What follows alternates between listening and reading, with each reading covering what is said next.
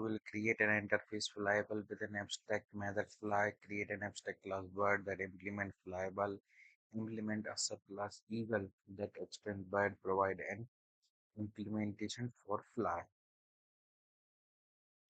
So we will first of all create an interface naming a flyable.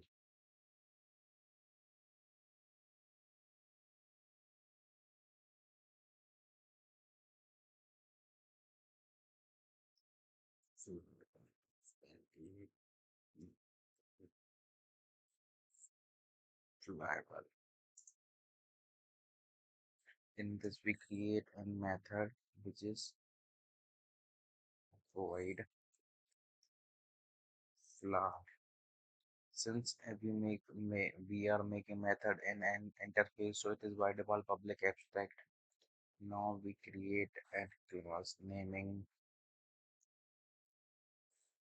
bird. Make it an abstract class. The class bird that implement flyable. Bird implements flyable. Now we have to create an class naming eagle. An eagle that stands bird. Since eagle stand bird, we have to implement method fly. So ut fly that is